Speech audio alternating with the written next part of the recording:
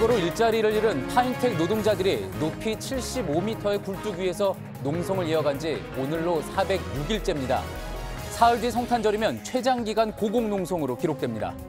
오늘 저녁 서울 광화문 광장에서는 시민 2천여 명이 모인 가운데 태안 화력발전소에서 비정규직으로 일하다 숨진 김용균 씨를 기리는 추모제가 열렸습니다. 김정호 민주당 의원이 김포공항에서 신분증을 케이스에서 꺼내 보여달라는 직원의 요구에 항의하다 구설에 올랐습니다. 항의 과정에서 김 의원은 직원에게 최종 책임자를 부르라고 했고 또 공항 책임자에게는 진상조사를 요구한 걸로 드러났습니다. 주말인 오늘 포근한 날씨가 이어졌지만 서울을 비롯한 전국 곳곳에서 미세먼지와 초미세먼지가 기승을 부렸습니다. 어제 개장한 서울광장 스케이트장은 미세먼지 때문에 하루 만에 운영을 중단했습니다. 오늘 오전 서울 천호동의 한 유흥업소에서 불이 나 잠을 자고 있던 여성 1명이 숨지고 4명이 다쳤습니다. 일을 마치고 깊은 잠에 빠져 있던 상황에서 미처 빠져나오지 못한 걸로 추정됩니다. 최근 국세청이 구글 코리아를 상대로 전격적인 세무조사에 나서면서 유튜버들의 과세 문제가 도마에 올랐습니다. 한 해 수십억 원을 버는 이들이 나오면서 인기 직업으로까지 떠올랐지만 제대로 세금을 거두는 것은 여전히 쉽지 않다는 지적입니다. 베트남 축구 열풍을 이끈 박항서 감독이 깜짝 귀국해 2002 월드컵 멤버들이 나서는 자선 축구에 함께했습니다. 아시안컵을 준비하던 중 한국을 찾은 박 감독은 올해 기적 같은 한 해였다며 부끄럽지 않은 베트남 감독이 되겠다고 말했습니다. JTBC 뉴스룸 지금 시작합니다.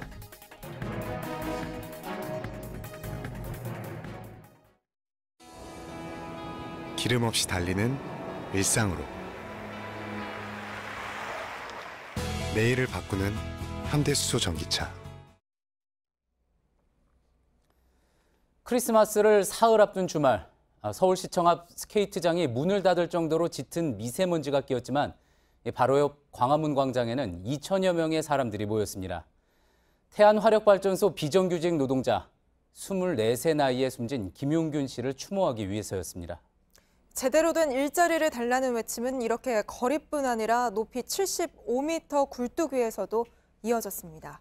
오늘까지 406일간 2명의 노동자는 이 높고 좁은 곳에서 단 한 번도 땅으로 내려오지 않고 정리해고를 철회하라며 농성을 벌이고 있습니다.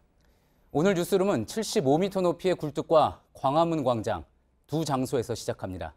먼저 최재원 기자가 고공농성장 소식부터 전해드립니다. 정리해고로 일자리를 잃은 파인텍 노동자들은 406일째 목동 열병합발전소 굴뚝에 머물고 있습니다. 지난해 11월 이후 집은커녕 지상으로 내려온 적도 없습니다. 이곳에서 지난 여름 혹독한 더위를 견뎠고 이제 두 번째 겨울이 찾아왔습니다. 음식은 하루 2번 줄에 매달아 굴뚝으로 올려집니다. 몸무게는 50kg까지 줄었습니다. 홍기탁, 박준호 두 노동자가 농성을 벌이고 있는 목동 열병합발전소 굴뚝의 높이는 75m입니다. 굴뚝 앞은 철문이 굳게 닫혀 이렇게 출입이 통제되고 있는데요. 여기엔 이렇게 노사비 이행을 촉구하는 현수막들이 걸려 있고 굴뚝 아래쪽엔 대형 에어매트의 모습이 보입니다. 파인텍 노동자들은 2014년에도 408일간 고공농성을 벌였습니다. 이후 회사 측이 고용 약속을 지키지 않자 노동자들은 다시 굴뚝에 올랐습니다. 사흘 후 크리스마스가 되면 농성 최장 기록도 깨지게 됩니다. 노동자가 몸을 혹사해가면서도 이렇게 투쟁할 수밖에 없는 이유가 당연히 있는 거니까 그 문제가 해결되지 않는 이상은 저희들 투쟁이 멈출 수가 없는 거죠. 지상에 남은 파인텍 노동자와 시민사회 인사들도 지난 10일부터 단식에 들어갔습니다. 굴뚝이 노동자들은 문제를 해결해달라고 호소했습니다. 정치하는 국회의원이나 그런 분들이 노동자들의 입장을 좀 대변해서 그 자리가 있는 거잖아요. JTBC 최재원입니다. 이렇게 가장 오랜 기간 고공농성 기록을 세우게 됐지만 해결의 기미는 좀처럼 보이지 않는 상황입니다. 현장에서는 정치가 이럴 때 해법을 줘야 하는 것 아니냐는 목소리가 높은데 오늘 여당의 최고위원 등이 농성장을 찾았습니다. 하지만 해법이 나오지는 않았습니다. 강희연 기자입니다. 파인텍 노동자들은 고공농성만 해온 게 아닙니다. 지난 5월 나흘간 청와대를 향해 오체 투지를 했고 이달에도 추위 속에서 닷새간 이어갔습니다. 오체 투지와 함께 단식 농성이 시작되고 시민단체가 지원 농성을 하면서 조금씩 이슈가 살아났습니다. 정치권이 해법을 내놔야 한다는 주장도 일기 시작했습니다. 그러자 오늘 민주당 최고위원 등이 현장을 찾았습니다. 좀 일찍 오셔야 되지. 지금 벌써 굴뚝이 올라가면 406일이나 됐잖아요. 하지만 여당은 해결책을 제시하지 못했습니다. 사측하고 이 문제를 좀 해결해 보기 위해서 비공개로 만나거나 이런 과정이 있었습니다만은 이미 전에 들으신 것처럼 너무나 완고한 입장을 사측이. 오늘 방문에 대해 민주당 고위 관계자는 현장에 오면서 뭐라도 대책을 내놓기 위해 노력했지만 전혀 실마리를 찾지 못한 상황이라고 말했습니다. 무엇보다도 간절한 소망은 하루속히 빨리 땅을 밟고 생활을 유지하는 것이 저희들의 소망입니다. 그 사이 또 하루가 지나가고 있습니다. JTBC 강연입니다. 한편 오늘 서울 도심에서는 태안화력발전소 비정규직 노동자 고 김용균 씨 사망 사고의 진상규명을 촉구하는 범국민 추모제가 열렸습니다. 참가 시민들은 청와대 앞까지 행진하면서 문 대통령과 면담을 요구하기도 했는데 현장에 나가 있는 취재기자 연결해 보겠습니다. 자, 김민관 기자, 지금 나가 있는 곳이 청와대 앞쪽이죠. 집회가 어떻게 진행이 되고 있습니까? 네, 오늘 오후 5시 청계광장 주변에서 시작된 고 김용균 씨 추모제는 마무리가 되고 지금은 제가 나와 있는 이곳 청와대 사랑채 앞까지 이렇게 시민들이 속속 모여들고 있습니다.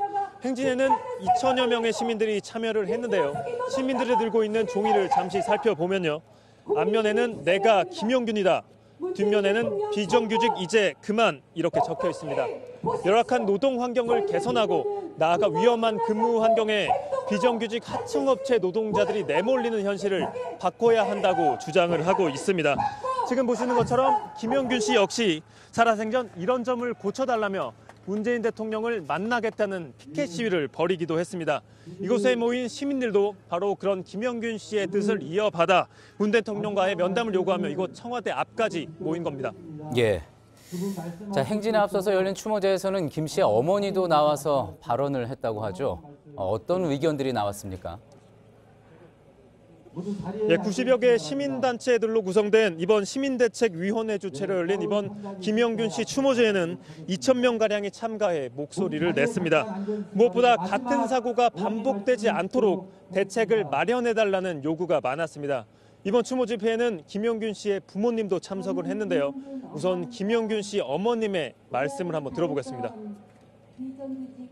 비록 우리 아들은 원통하게 갔지만 아직도 아들 동료들은 위험에 노출되어 있는데 하루라도 빨리 위험에서 벗어나길 바랄 뿐입니다. 다시는 안타깝게 목숨을 잃는 일이 반복되지 않도록 나라가 책임 있게 행해지길 바랍니다. 예, 김용균 씨가 사고를 당한 태안화력발전소에서는 오늘 기습 시위가 열렸다고 하죠. 그렇게 대통령 만나서 네, 그렇습니다. 오늘 낮 12시 30분쯤인데요. 노동자 단체 청년 전태일 소속 활동가 15명이 김용균 씨가 사고당한 태안화력발전소 10호기에 긴급 진입해 2시간가량 기습 시위를 벌였습니다. 이들은 고 김용균을 죽인 컨베이어 벨트를 당장 멈추라 등의 구호를 외쳤습니다. 예, 지금까지 청와대 사랑채 앞에서 김민관 기자였습니다. 다음 소식입니다. 김정호 민주당 의원이 공항에서 신분증을 꺼내서 보여달라는 요구에 항의하다가 구설에 올랐습니다. 이 항의 과정에서 책임자를 불러라, 진상조사를 해라, 이런 요구를 했던 것으로 드러났습니다. 김 의원은 보도자료를 통해 욕설은 없었고 또 상황이 과장돼서 알려졌다고 해명을 했지만 야당에서는 갑질이란 비판이 이어졌습니다. 임소라 기자입니다. 이틀 전인 지난 20일 김정호 의원이 지역구인 김해로 가기 위해 김포공항에서 항공기를 타는 과정이었습니다. 탑승권과 함께 휴대전화 케이스 투명창에 들어있는 신분증을 그대로 보여줬다가 공항 직원으로부터 꺼내서 보여달라는 요청을 받았습니다. 김 의원은 여태까지 그런 적이 없었다며 응하지 않았습니다. 이에 맞서 직원에게 관련 규정을 제시하라고 요구했고 필요 이상의 요구를 하는 건 오히려 시민들에게 갑질하는 것이라고 항의했습니다. 나아가 책임자를 불러달라고도 했습니다. 책임자가 전화를 하자 이번엔 진상조사를 하라고 요구하기도 했습니다. 이에 대해 김 의원은 보도자료를 통해 언성이 다소 높아진 것은 사실이었지만 욕설을 하지는 않았다고 주장했습니다. 이에 자유한국당 윤영석 수석대변인은 무지한 갑질이라고 논평했고 바른미래당은 국회의원으로서 자격 미달이다. 민주평화당은 특권이 먹히지 않자 갑질 반칙을 쓴 것이라고 했습니다. 김 의원은 지난 6월 김경수 경남지사의 의원직 사퇴로 치러진 김해을 보궐선거에서 당선됐습니다. 농업법인 봉하마을 대표이사를 지냈습니다. 소속 상임위는 한국공항공사를 피감기관으로 둔 국토교통입니다. JTBC 임소라입니다. 오늘 오전 서울 천호동의 한 유흥업소 건물에서 불이 났습니다. 여성 1명이 숨지고 4명이 다쳤는데 이 가운데 3명은 생명이 위독한 상태입니다. 재개발로 철거를 불과 사흘 앞두고 이런 사고가 난 것으로 전해졌습니다. 연지환 기자입니다. 소방대원들이 방범창을 부수고 건물 2층에 있던 여성 1명을 구조합니다. 오늘 오전 11시 5분쯤 서울 천호동의 한 유흥업소 건물에서 불이 났습니다. 화재 당시 여성들의 숙소로 쓰이던 건물 2층에서 모두 5명이 잠을 자고 있었습니다. 이 가운데 4명이 다쳐 병원으로 옮겨졌지만 3명은 생명이 위독한 상태입니다. 이들을 깨우기 위해 건물로 들어간 걸로 추정되는 50대 업주는 2층 복도에서 쓰러진 채 발견돼 병원으로 옮겨졌지만 숨졌습니다. 사람을 세-네지 들고 한 사람 나오고 또 들고 나오고 워낙 급하니까 길바닥 해놓고 인공을 소방대원들이 달라붙고 하고. 건물 옆쪽입니다. 바닥에는 2층 창문과 각종 가재 도구들이 떨어져 나뒹굴고 있습니다. 저렇게 출입문도 열려 있는 상태였는데 깊은 잠에 빠져 연기를 들이마신 피해자들은 미처 대피하지 못한 걸로 추정됩니다. 불이 난 원인은 아직 밝혀지지 않았습니다. 1층에 있던 연탄 난로에서 불이 시작된 걸로 추정될 뿐입니다. 불이 난 현장입니다. 폴리스라인 너머로 감식반원들이 화재 원인을 파악하기 위해 조사를 벌이고 있습니다.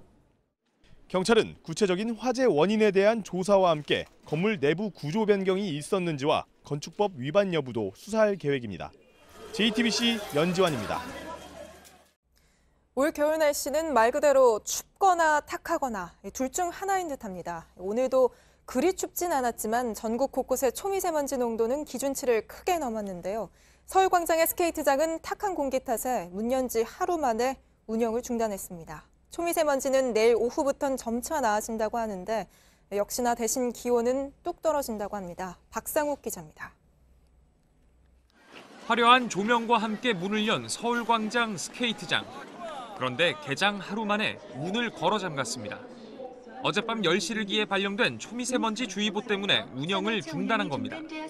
오늘 하루 종일 서울의 초미세먼지 농도는 기준치인 세제곱미터당 35 마이크로그램을 크게 웃돌았습니다. 점심 무렵엔 매우 나쁨 수준 직전까지 치솟았습니다. 탁한 공기는 서울만의 일이 아니었습니다. 오전엔 서울에서 제주까지 전국의 초미세먼지 농도가 기준치를 넘어섰고 경기와 대전, 충북, 대구는 매우 나쁨 수준을 기록했습니다. 오후에도 영남과 남부 지역을 제외한 전국이 나쁨 수준을 이어갔습니다. 기온은 평년보다 3에서 6도 높아 추위 걱정은 피했지만 대신 대기 정체 현상이 계속된 겁니다. 미세먼지 농도는 내일 오전까지 높을 것으로 보입니다. 오후부터 북서쪽에 차가운 공기가 유입되면서 미세먼지 농도는 기준치 아래로 떨어지겠지만 덩달아 낮 최고 기온도 오늘보다 4도가량 낮아질 전망입니다. 미세먼지와 한파가 번갈아 찾아오는 상황은 올겨울 일상이 되고 있습니다. JTBC 박상욱입니다. 약속 많은 요즘 늦은 밤 택시 잡기 정말 하늘의 별 따기만큼 어렵죠. 그래서 서울시가 강남 등지에 주말과 연말에만 승차 거부 없는 택시 300대를 운영해보기로 했습니다. 어젯밤 처음으로 시행됐는데요. 이게 정말 해결책이 될 수 있을지 백민경 기자가 현장 취재했습니다. 임시승차대 앞에 시민들이 길게 늘어섰습니다. 30명가량이었던 줄이 빠르게 줄어듭니다. 어젯밤 11시 강남 홍대 종로에 승차 거부 없는 택시 300대가 처음 투입됐습니다. 통신사 앱을 깔고 호출하자 근처에 있는 택시가 강제 배정됩니다. 앱을 깔지 않아도 빈 차를 기다렸다 탈 수 있습니다. 대책이 적용되는 시간은 밤 11시에서 이튿날 새벽 1시. 그러나 이 시간이 지나면 상황은 전과 크게 다르지 않습니다. 새벽 2시를 조금 넘긴 시간입니다. 지하철이 끊겨 택시로 사람이 몰리는데요. 시민들이 위험하게 차도로 나서 택시를 잡고 있습니다. 택시들 몇 번을 이렇게 이제 잡았는데 또 뭐 하면서 안 태워줘요. 지금 12시 25분부터 택시 잡고 있는데 지금 1시간 동안 집에 못 가고 있어요. 택시업계 역시 승차 거부가 발생할 수 있는 현실은 그대로라고 토로합니다. 취한 분들이 또 타서 기사들에 대한 폭행을 하려고 한다든가 뒤에 구토를 한다든가 유혹한 산악금이 있을 경우에 그 시간대에 벌어야 된다라는 그런 압박감들은 분명히 있죠. 서울시는 시민 반응을 토대로 개선점을 보완하고 투입 장소와 대수를 늘린다는 계획입니다. 그러나 산업금제 등 택시업계의 고질적 문제에 손을 대지 않고는 겉돌 수밖에 없다는 우려가 여전합니다. JTBC 백민경입니다. 예, 13월에 월급이 될지 아니면은 세금 폭탄이 될지 이 연말정산의 계절이 오면서 다시 또 관심이 높아지고 있는데요. 다음 달 15일부터 시작이 되는데 160만 개 기업, 1,800만 명의 직장인이 그 대상입니다. 과거에 비해 절차는 한결 간편해졌지만 세법은 매년 바뀌고 또 새로 생기거나 사라지는 공제 항목도 많습니다. 올해는 좀 어떤 부분을 잘 봐야 할지 경제산업부 이세누리 기자와 하나하나 짚어보겠습니다. 자, 이 기자, 올해 바뀐 것들 중에 대표적으로 눈에 띄는 항목부터 좀 짚어볼까요? 예, 우선 중소기업에 입사한 지 얼마 안 되는 분들 눈여겨보셔야 할 내용입니다. 이 혜택을 받는 대상과 범위가 모두 커졌습니다. 지금까지 중소기업 근로자는 15세부터 29세까지가 소득세 감면 대상이었는데 올해부터 34세까지로 확대됐습니다. 감면 기간은 3년에서 5년으로 늘었고 감면율도 70%에서 90%로 올랐습니다. 또 휴직하다가 다른 중소기업으로 이직하더라도 계속해서 혜택을 받을 수 있습니다. 예. 자, 그러니까 이제 30대 초반의 중소기업 근로자도 직장인도 혜택을 볼 수 있다 이런 이야기군요. 직장인 전반적으로 바뀌는 내용도 있습니까? 있습니다. 이 주 52시간 근로제 도입으로 문화생활 즐기는 직장인들 많아졌잖아요. 이 책 사거나 공연 갈 때 쓴 돈도 소득공제를 받을 수 있습니다. 총 급여 7천만 원 이하인 직장인이 올해 7월부터 신용카드로 산 책이나 공연 구매액의 30%를 공제받습니다. 예, 상당히 환영할 만한 그런 변화군요. 자, 그런데 또 이제 특히 전월세나 주택대출 같이 주거비용, 워낙에 이제 금액 규모가 크다 보니까 항상 공제에 관심이 많지 않습니까? 그렇습니다. 크게 4가지인데요. 우선 올해 바뀐 부분입니다. 매달 내는 월세는 총급여 5,500만 원 이하 직장인일 경우 세액공제율이 월세액의 10%에서 12%로 인상돼서 더 많이 감면받을 수 있습니다. 또 전세자금은 원금과 이자를 갚은 돈, 주택청약 종합저축은 납입한 돈의 각각 40%씩을 소득공제 받을 수 있습니다. 이 집을 사기 위해 은행 돈을 빌렸을 땐 갚은 이자를 최대 1,800만 원까지 공제받을 수도 있습니다. 예, 그렇군요. 자, 그리고 항상 이제 연말정산 때마다 어떻게 해야 하나 많이들 헛갈리시는 분들이 이제 맞벌이 하는 분들입니다. 서로 소득이 있다 보니까 그러는 건데, 자, 어떤 부분을 좀 신경 써야지 될지 한번 정리를 다시 한번 해볼까요? 주로 병원비나 교육비 관련 내용일 겁니다. 우선 맞벌이 하는 배우자를 위해 의료비를 냈다면 돈을 낸 직장인이 공제를 받을 수 있습니다. 즉 남편이 아내 의료비를 냈거나 반대의 경우에도 공제받는다는 겁니다. 그런데 자녀에게 쓴 교육비를 공제 신청할 때는 맞벌이 부부가 이 금액을 나누거나 중복해서 올릴 수는 없습니다. 누구 쪽으로 올릴지 잘 판단을 해야 되겠죠. 배우자의 기부금 역시 대신 공제받을 수 없습니다. 예. 자, 바뀌는 연말정산에 대해서 이세누리 기자한테 들어봤습니다. 잘 들었습니다.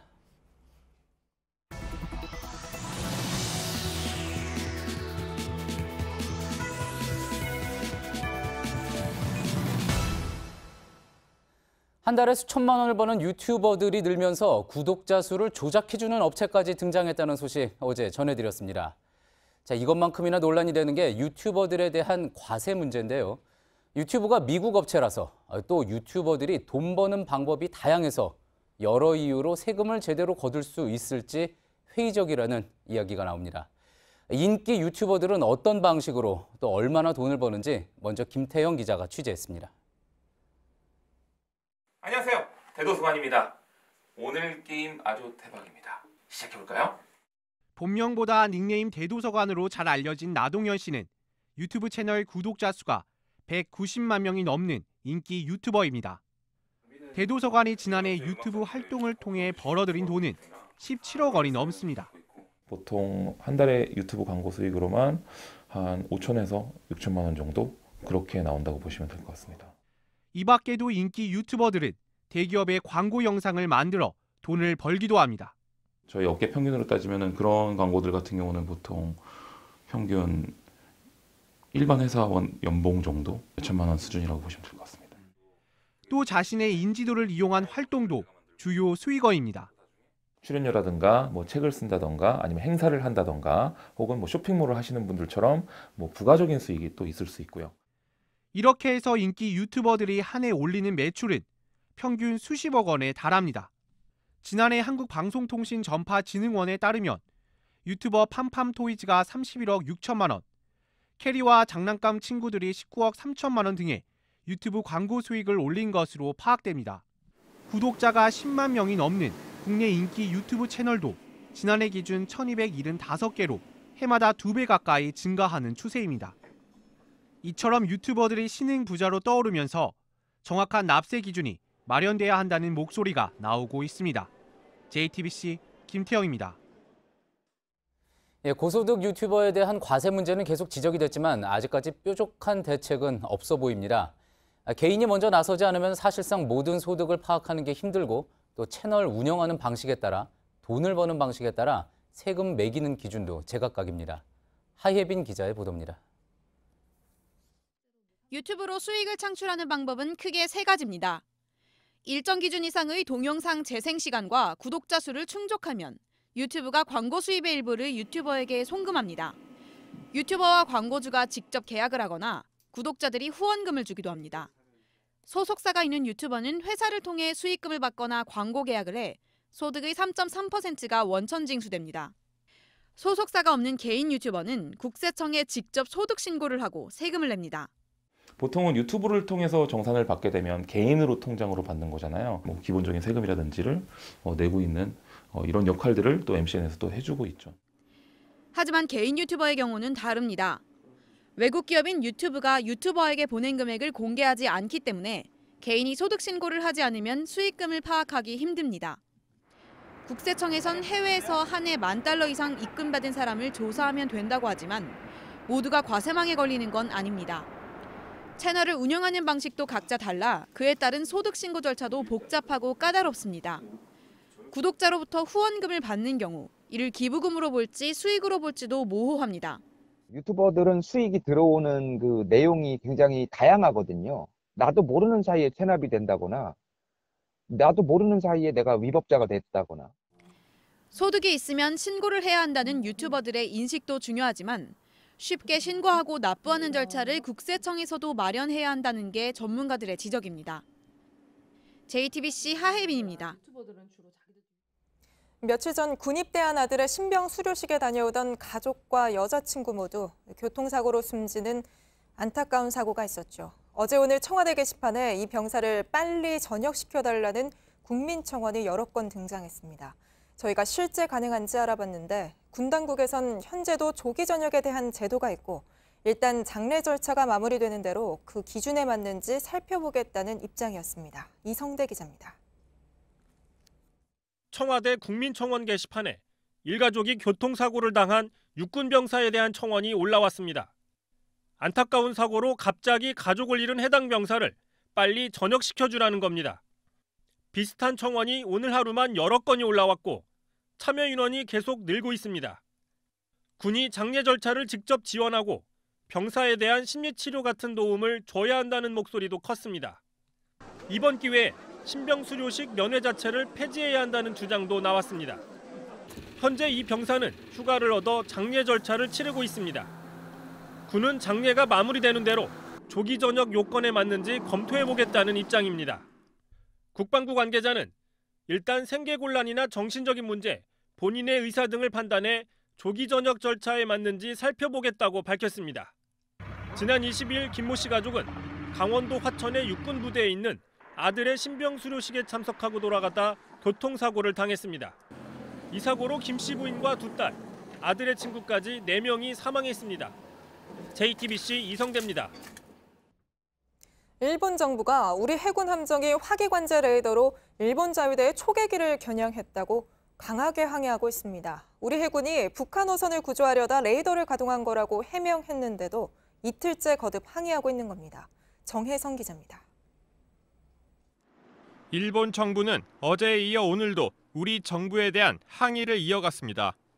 일본 방위성은 한국 함정이 화기관제 레이더를 사용했고 해당 레이더를 자국 해상 초계기에 겨냥했다고 밝혔습니다.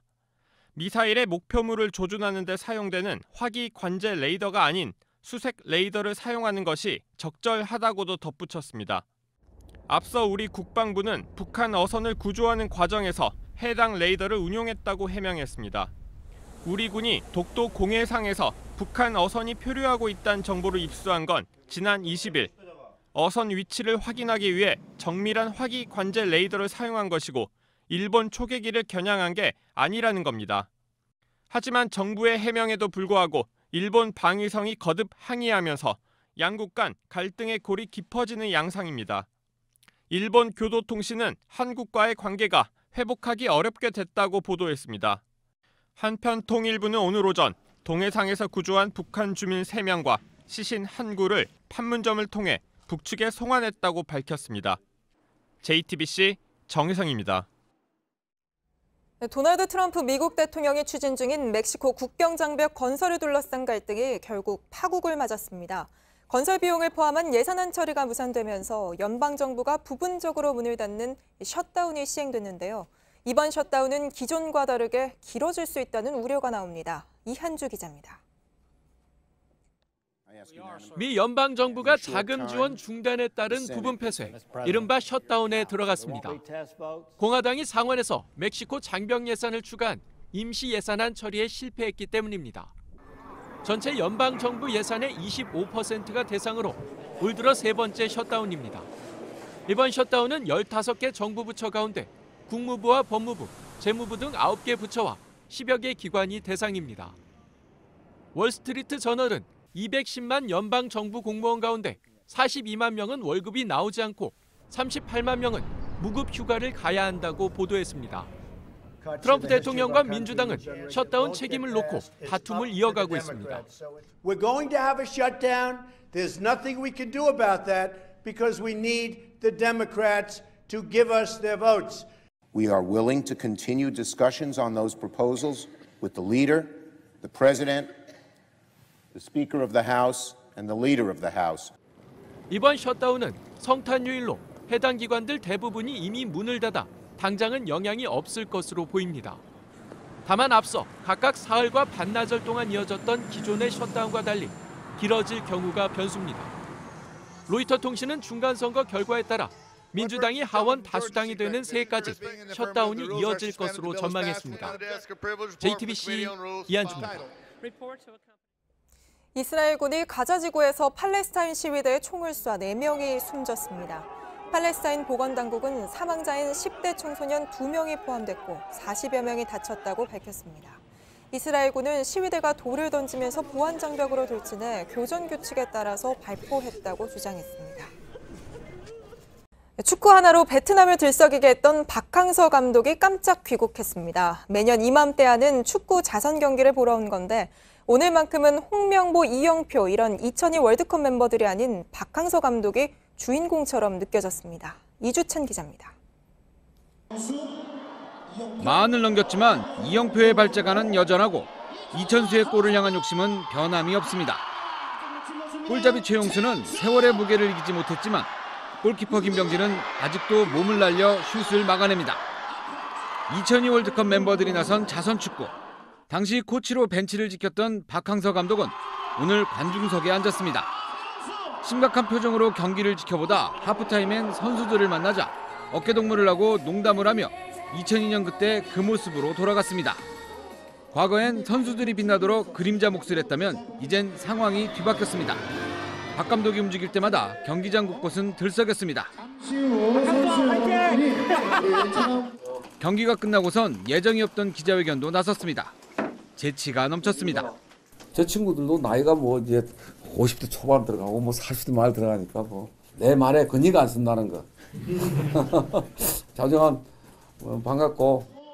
박 감독은 자선 축구가 올해로 막을 내린다는 소식에 베트남에서 아시안컵 준비를 하다 한 걸음에 달려왔습니다.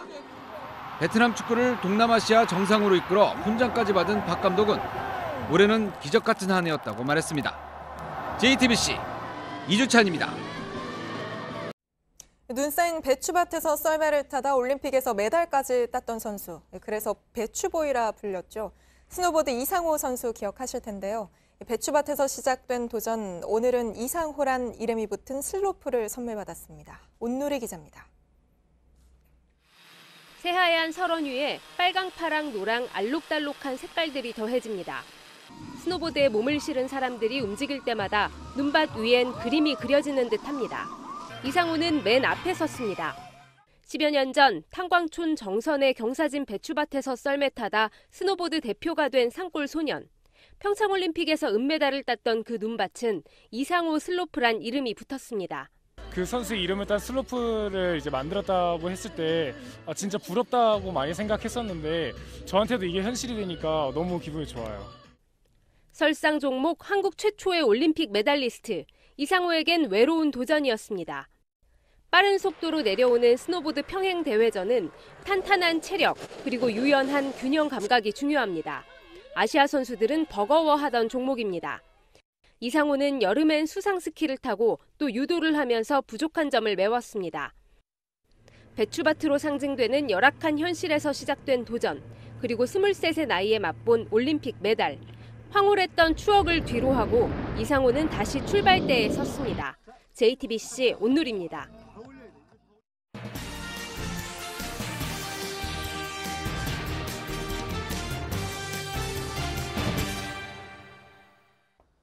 오늘의 뉴스룸 키워드는 일산화탄소입니다. 석탄이나 가스 같은 화석연료를 사용하는 난방기구에서 불완전 연소가 일어날 때 생기는 유독성 가스. 원래 탄소연료가 불에 완전히 타면은 이산화탄소가 나오지만 주변에 산소가 부족하거나 온도가 낮으면 불완전 연소를 하면서 일산화탄소가 나오게 됩니다. 일산화탄소가 무서운 이유는 적혈구와 아주 친하기 때문입니다. 적혈구는 산소를 몸속 곳곳으로 운반해서 생명을 유지시켜주는데 산소보다 친화력이 200배나 높은 일산화탄소가 적혈구에 대신 달라붙어서 산소 공급을 방해하면 심할 경우 중추신경이 마비되고 목숨까지 잃을 수가 있습니다. 더 무서운 거는 이 가스가 무색, 무미, 무취, 그래서 유출이 되고 있는지조차 알기 힘들다는 점입니다. 7, 80년대 겨울철이면 발생했던 연탄가스 중독 사고 역시 이 일산화탄소가 원인이었고요. 또 대부분 부실한 배기시설이나 난림공사로 인한 사고였습니다. 이번 강원도 펜션 사고 역시 좀 더 자세한 결과가 나와야겠지만 부실한 배기시설, 또 부실한 관리가 원인으로 좁혀지고 있습니다. 시대가 변했어도 여전한 안전 불감증 탓에 지금도 우리 곁에는 소리 없는 살인자가 배회하고 있는 현실. 오늘의 뉴스룸 키워드, 일산화탄소였습니다.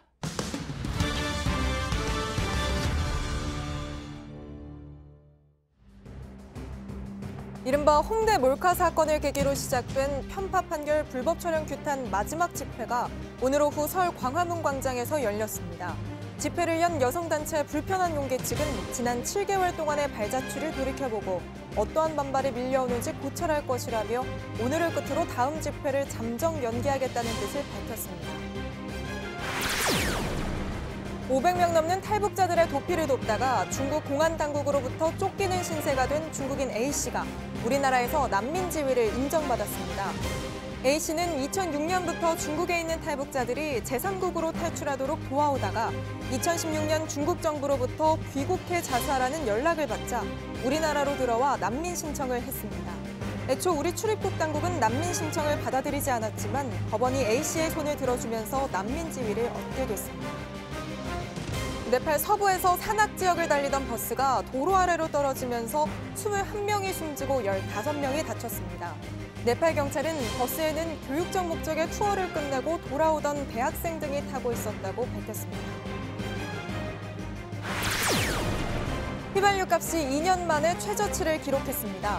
이달 셋째 주 전국 주유소에서 판매된 보통 휘발유 값은 전주보다 리터당 평균 25.3원 내린 1,426.5원으로 지난 2016년 11월 다섯째 주 이후 최저치입니다.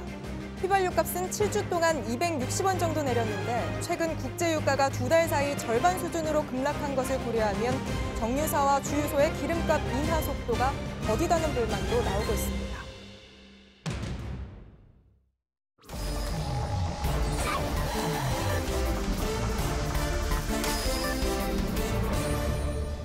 예, 비하인드 뉴스 시간입니다. 안지연 기자가 나와 있습니다. 안 기자, 첫 번째 키워드 볼까요?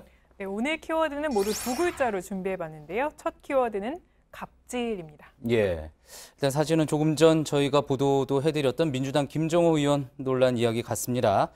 자, 김 의원도 일단 공항에서 어떤 그런 실랑이가 있었던 것 자체는 인정을 했던 것 같습니다. 네, 맞습니다. 김 의원은 지난 20일 김포공항에서 자신의 지역구인 김해로 가는 비행기의 탑승 수속을 밟으면서 보시는 것처럼 신분증을 자신의 휴대폰 케이스에 이렇게 끼워서 보여줬다 이렇게 얘기했습니다. 하지만 보안 요원이 이를 꺼내줄 것을 요구하자 김 의원이 근거 규정이 있느냐 이렇게 묻는 과정에서 언성이 높아졌다는 거고요. 이 부분에 대해서는 김 의원도 인정을 했습니다. 이 사진이 그러니까 김 의원의 실제 휴대전화 케이스인 거군요. 그래서 위에는 휴대전화가 있고 밑에는 신분증이 있는데 이것을 이제 꺼내서 보여달라라는 요구가 있었다는 거군요. 맞습니다. 그러니까 보안 요원이 이렇게 탑승권과 신분증을 함께 요구하자 이렇게 한 번에 휴대폰 케이스를 이렇게 열어서 보여줬다 이렇게 설명한 겁니다. 예, 실제로 그러면 꺼내서 보여달라 그런 규정이 있는 겁니까? 저희가 그래서 김포공항을 운영하는 한국공항공사의 관련 매뉴얼을 문의해서 받았습니다. 그 관련 매뉴얼을 가져왔는데요. 보시는 것처럼 승객이 오면 인사를 한 뒤에 탑승권과 신분증을 제출토록 안내한다. 그리고 다음에 보면 두 손으로 탑승권과 신분증을 받고 육안으로 일치 여부를 확인하되 위조 여부 등도 확인해야 한다. 이렇게 돼 있었습니다. 예, 그렇군요. 위조 여부를 확인한다. 이렇게는 돼 있는데 자, 그렇다면 두 손으로 신분증을 받아서 일치하는지 위조인지 이 여부를 확인해야 한다. 그런데 오늘 논란이 된 거는 이제 케이스에 있는 신분증을 꺼내야 하느냐 마느냐 이 부분이었잖아요. 맞습니다. 그러니까 구체적으로 꺼내야 한다, 신분증을 꺼내서 확인해야 한다 이렇게 적혀 있는 건 아니었습니다. 하지만 신분증을 받아서 일치 여부뿐만 아니라 위조 여부를 확인해야 된다 이렇게 돼 있는데요. 이 때문에 전문가들은 꺼내줄 것을 요구할 수 있다 이렇게 해석했습니다. 저희가 전문가의 의견 그대로 가져와 봤는데 홍규성 교수 이렇게 얘기했습니다. 일치 여부를 위해서는 투명한 지갑에 든 신분증을 꺼내지 않아도 될 수 있다. 하지만 그 위변조 위험이 있을 수 있기 때문에 꺼내서 보여달라고 하는 것 역시 직원이 요구할 수 있다. 이렇게 얘기했습니다. 그렇군요. 자, 그렇다면 김 의원 이 부분에 대한 입장이 있습니까? 김 의원 오늘 오후에 이제 보도자료를 냈는데요. 일단 자신은 이 과정에서 욕을 하지 않았다 이렇게 얘기했고요.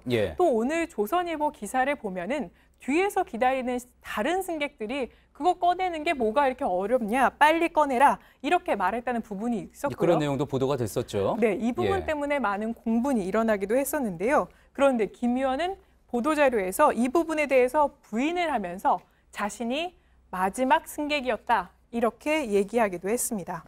어찌됐건 이 국토위원인 김 의원이 자신의 피감기관인 이 공항공사를 향해서 책임자까지 찾으면서 갑질한 거 아니냐 이런 논란은 피하기 어려울 것으로 보입니다. 그렇겠군요. 자, 그런데 이번 김 의원 외에도 공항에서 이런 식의 어떤 국회의원들의 해프닝 처음 보는 것 같지는 않습니다. 맞습니다. 바로 올해 4월에는 김성태 자유한국당 의원 역시 신분증 없이 국내선을 타면서 국회의원 갑질 논란이 제기된 바 있었습니다. 사실 국회의원들이 공항에서 귀빈 예우를 받고 있기 때문에 규정과 절차를 지키는 것에 좀 소홀한 거 아니냐 이런 지적도 나옵니다. 현재 국회의원은 귀빈실 운영 예규, 그러니까 한국공항공사의 예규 때문에 이 공항에서 귀빈실을 이용할 수 있고요. 또 대리자를 통한 티켓팅도 가능합니다. 다만 국유철도와 선박, 항공기를 무료로 탈 수 있는 조항은 지금은 폐지됐습니다. 과거에는 그런 혜택들이 있었던 거군요. 자, 다음 키워드로 한번 가볼까요? 두 번째 키워드는 이 간사한 깨를 뜻하는 간괴입니다. 예, 간괴. 지금 사진에는 자유한국당 홍문종 의원의 모습이 나오는데 홍 의원이 한 이야기입니까? 맞습니다. 이틀 전 자신의 출판 기념회에서 한 말이었는데요. 촛불 민심에 대해서 이렇게 간괴라고 했는데 직접 들어보시죠. 촛불 같은 간계에 넘어가서는 안 되겠다. 제가 그 얘기를 하자고 얘기한 거예요. 예, 촛불 같은 간계. 이 당시 촛불 민심을 상당히 폄하한 발언으로 들리는군요. 맞습니다. 그런데 홍 의원은 2016년 촛불 전국 때도 계속해서 부정적인 언급을 해왔습니다. 2016년 12월 기사를 저희가 찾아보니까 홍 의원이 이런 말을 했는데요. 촛불 민심은 국민이 청와대 뜻을 모르기 때문이다. 이렇게 얘기한 바도 있었습니다. 예. 자, 그렇군요. 자, 그러면 홍 의원은 이제 박 전 대통령 탄핵 관련해서 이제 어제 저희가 비하인드 뉴스에서 또 말씀드렸던 부분도 있었죠. 김무성 의원이 이제 최근 언론 인터뷰에서 당시 대통령 퇴진을 청와대에 건의했다. 친박 중진 중 한 명으로 꼽히지 않았습니까? 맞습니다. 관계 발언했던 출판 기념회에서 홍 의원은 박 전 대통령 탄핵에 대해서도 언급을 했는데요. 이 발언도 들어보시죠. 예. 수많은 사람들이 대통령이 무슨 탄핵받을 일이 있냐. 대통령이 무슨 실제로 도움을 먹었냐. 아무 근거 없는 대통령의 탄핵을.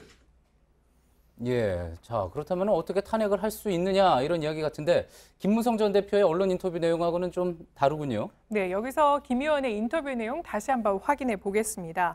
어제도 소개해드렸지만 보시는 것처럼 홍문종 의원을 비롯해서 이 친박 핵심 중진들이 박근혜 전 대통령의 퇴진을 청와대에 건의했다 이렇게 돼 있는데요. 이 발언을 진짜 했는지 저희가 확인하기 위해서 홍 의원과 오늘도 연락을 시도했지만 연결이 닿지는 않았습니다. 예, 그렇군요.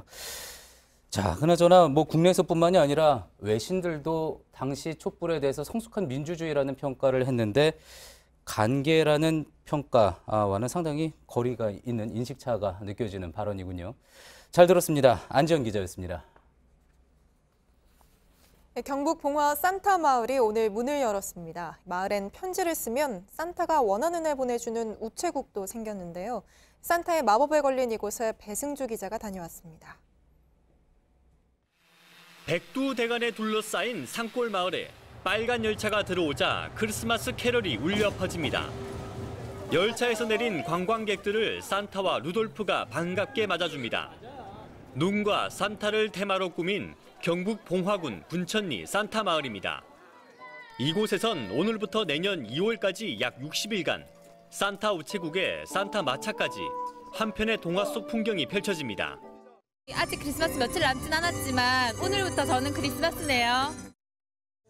이곳은 봉화군청에서도 차를 타고 40분간 산길을 가야만 해 사람들이 잘 찾지 않는 오지였습니다. 그런데 매년 10만 명 이상이 다녀가는 관광지로 뒤바뀐 건 4년 전부터입니다. 북극권 한계선에 위치한 한적한 숲속 핀란드 로바니에미 산타 마을의 성공 사례를 벤치마킹한 겁니다. 이색적인 그런 게 좋은 것 같은데요. 아기가 아직 어려서 자주 오고 싶어요. 다만 숙박시설 부족 등 머무는 관광으로의 연계는 풀어야 할 과제입니다. 봉화군은 오는 2022년까지 산타 마을 관광 인프라를 늘려 국내 대표 관광지로 키울 계획이라고 밝혔습니다. JTBC 배승주입니다. 내일 오후부터 기온이 큰 폭으로 떨어지면서 추위가 다시 찾아오겠습니다. 추위와 함께 중부지방의 미세먼지 농도는 점차 낮아질 전망인데요. 다만 전북과 영남권 등 일부 남부 지역은 대기 정체가 이어져서 나쁨 수준을 보이겠고 오전엔 다른 지역에서도 미세먼지 농도가 높을 수 있습니다. 예, 오늘 저희가 준비한 소식은 여기까지입니다. 시청해주신 여러분 고맙습니다.